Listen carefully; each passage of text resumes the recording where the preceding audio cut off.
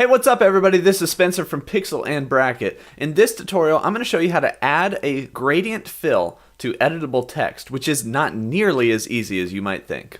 So here we are in Illustrator. I have a new document open. Now there's a reason why this isn't as easy as it seems.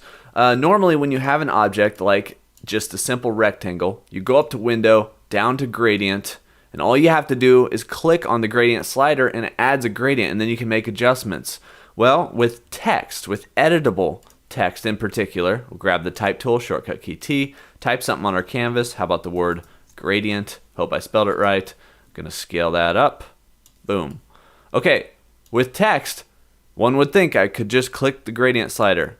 Well, it doesn't work like that, even though the fill now says it's a gradient.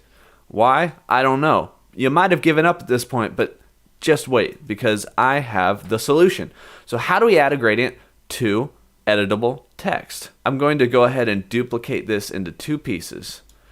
You don't need to do this. The reason I'm doing this is to show you something that's another little glitch in Illustrator. With this second piece, I'm going to go to the fill and knock it out. No fill. There's nothing. It's literally invisible editable text, okay? So we're going to have it selected. I'm going to go up to Window, down to Appearance, and that panel is going to pop out somewhere. Now notice we have no fill, and we have no fill here in the appearance. So down here is a little option to add a new fill. We're going to add a new fill. Now there's a black fill on this gradient, but it's a fill that we can see in our appearance panel.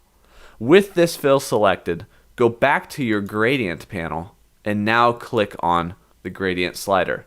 We have a nice smooth gradient from left to right on our text, and this text is still editable, right? So we're going to go back to that gradient word because I want to demonstrate something, and that gradient spans across the left and the right of the text, and you can add different options here. I'll show you those in a second, but the reason that I had you make it invisible is because with this one, if we did the same thing, that fill is black, we go to Appearance.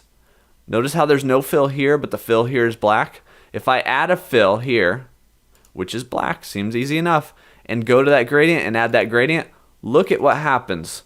That original baseline fill is still underneath this gradient, which gives us a little outline, like a little halo, kind of a yucky little pixelated outline, whereas this one is nice and smooth. So follow these directions. Get rid of the fill so you have invisible text, go to the Appearance panel, add a new fill, and then with that fill selected, select the gradient slider. Once we've done that, we'll get rid of this disgusting guy.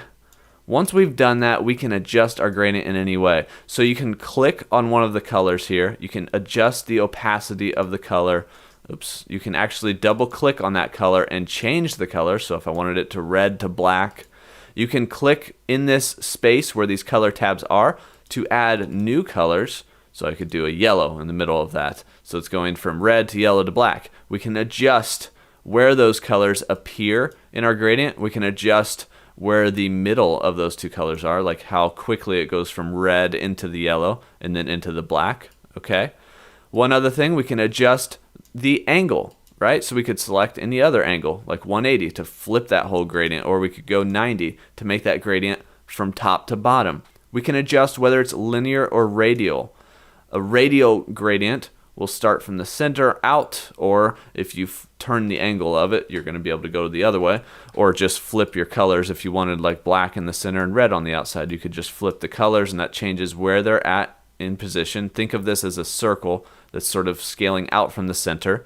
We can adjust how skewed that circle is and other things. So this is how you add a gradient to editable text, because this text is still editable and that gradient flows with it as you type. I hope that helped you guys. It's a really weird process, but I figured out how to do it, and you can add gradients to editable text in Adobe Illustrator. Like this video if you like this video, subscribe for more tips and tutorials, and I'll see you guys next time. Oh, and by the way, thanks for watching.